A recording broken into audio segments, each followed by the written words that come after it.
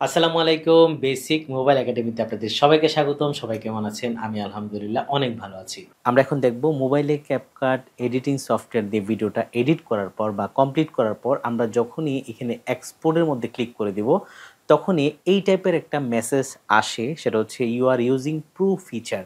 এটা আসলে কি? CapCut কিন্তু সম্পূর্ণ ফ্রি একটা সফটওয়্যার, কিন্তু সম্প্রতি CapCut এর মধ্যে আসলে কিছু প্রফেশনাল কিছু প্রো ফিচার অ্যাড করা হয়েছে, যেগুলো আসলে অটোমেটিক হয়ে যায় বা আপনার কাজকে অনেক সহজ করার জন্য।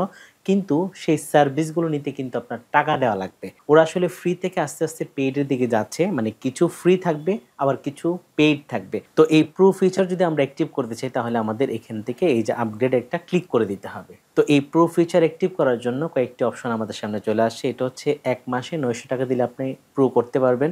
মানে প্রো যত ফিচার আছে সবগুলো অ্যাক্টিভ করতে পারবেন বা কাজ করতে পারবেন।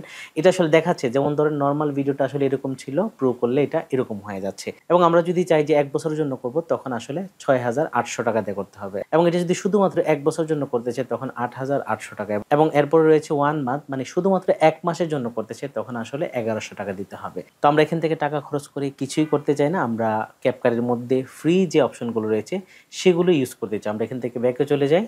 তো ব্যাকে আসার পর দেখেন, আমি কিন্তু আমার মূল ভিডিওর সাথে একটা এখানে আলাদা ফিল্টার ইউজ করেছিলাম, যে ফিল্টারটা আসলে প্রো, এবং এইজন্য আমাকে এক্সপোর্ট করতে দেওয়া হচ্ছে না। তো আমি যদি এই প্রো ফিল্টারটাকে ডিলিট করে দিই, তাহলে কিন্তু আমি এটাকে এক্সপোর্ট করতে পারবো। যেমন আমি যদি এখন এটাকে ডিলিট করে দেই, ডিলিট হয়ে গেল। এখন কিন্তু আমি এটাকে এক্সপোর্ট করতে পারবো। ঠিক আছে? আমি যদি এক্সপোর্টে ক্লিক করে দেই,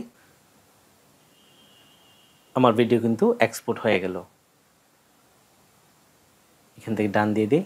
তো আমার পরামর্শ হচ্ছে, এই CapCut এর মধ্যে ফ্রি যে অপশনগুলো রয়েছে শুধু সেগুলো ইউজ করুন। প্রো কিন্তু অনেক জায়গায় রয়েছে, অনেক বিষয় রয়েছে।